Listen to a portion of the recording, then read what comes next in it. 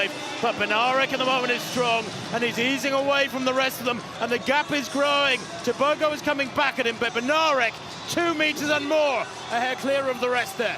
For years, Kenny Bednarek had been chasing Letsile Tebogo, always fast, never quite fast enough when it mattered most. Rabat changed that story, but it did not end it. This was the second time in under 2 years Bednarek got the better of him. And now the sport is asking one real question. Is Tebogo still the man to beat, or has the power in this 200-meter showdown actually shifted for good? Letsile Tebogo is not just another sprinter.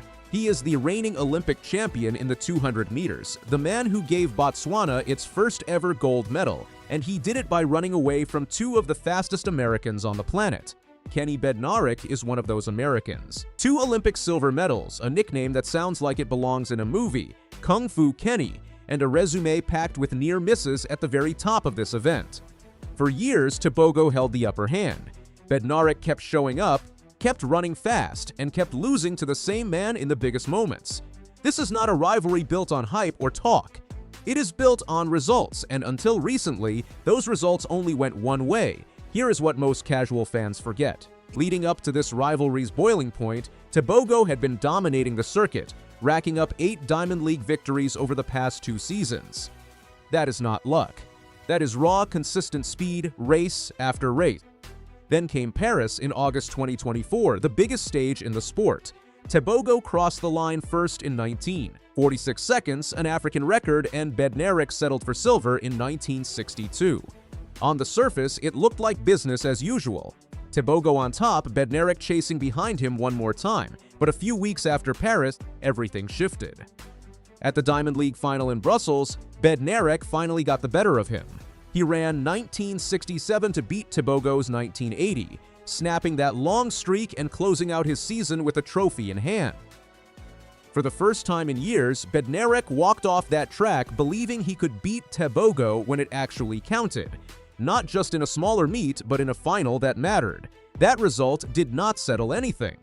It planted a question that carried straight through the offseason and into 2026, waiting for its answer. It also helps to understand how these two got here in the first place.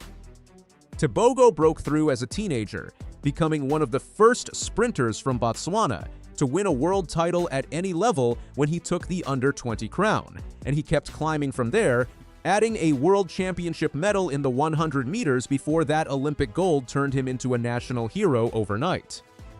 Bednarek's path looked different. He built his name race by race on the Diamond League circuit, collecting silver medals and near wins, always fast enough to be in the conversation, but never quite the one lifting the biggest trophy alone.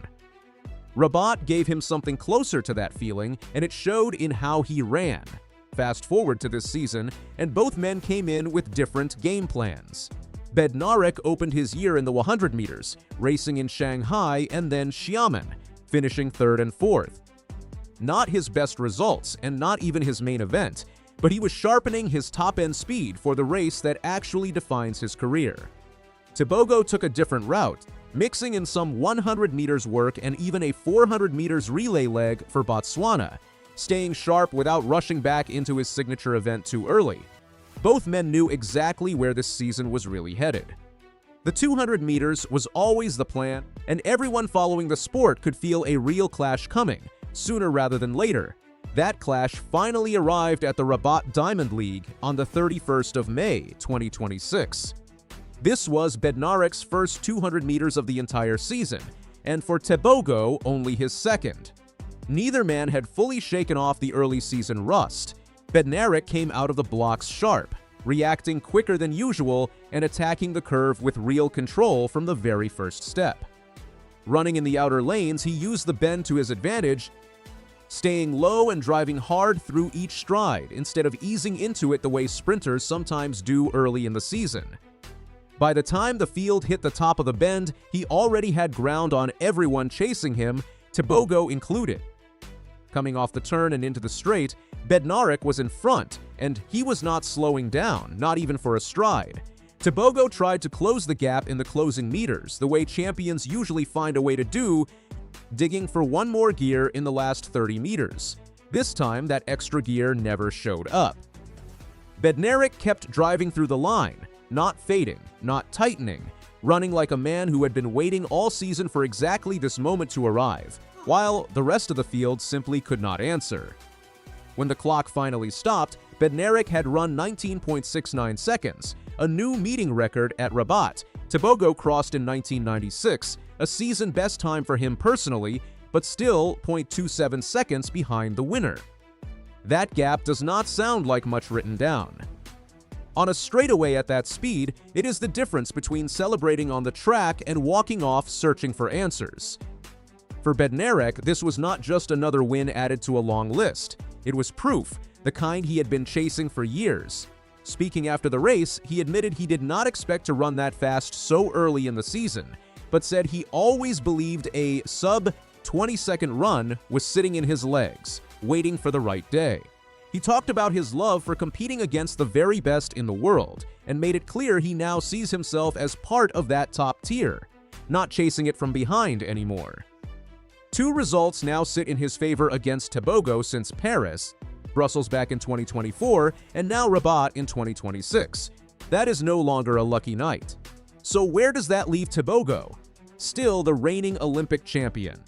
Still the man holding the fastest 200-meter time run on that unforgettable night in Paris, but also a man who has now lost two of his last two meetings against this exact rival, after years of holding almost total control over him. That is the kind of shift people inside the sport notice quickly, in a discipline where confidence carries almost as much weight as raw speed. But the gap between these two men is no longer as settled as it once looked from the outside, and every race from here counts. And this story is far from finished. Both men are already circling the next big date on the calendar, the Prefontaine Classic at Hayward Field in Eugene, set for early July 2026. That race alone would already be worth watching. Tebogo and Bednarek, two Olympic medalists, but this time there is a third name walking straight into the picture, 18-year-old Australian sprinter Gout Gout, already holding the Oceanic 200-meter record and drawing comparisons to Usain Bolt from Bolt himself. He is not there to fill out the lane numbers. He is there to test both of these men directly, and possibly change the entire conversation around who really owns the future of this event. So Rabat was not the end of anything between these two. It was round two in a fight that started long before this season, and it will not be settled until Tebogo, Bednarek, and now a serious young challenger meet again under the lights at Hayward Field. When they line up again in Eugene, who blinks first this time? Drop your prediction in the comments below.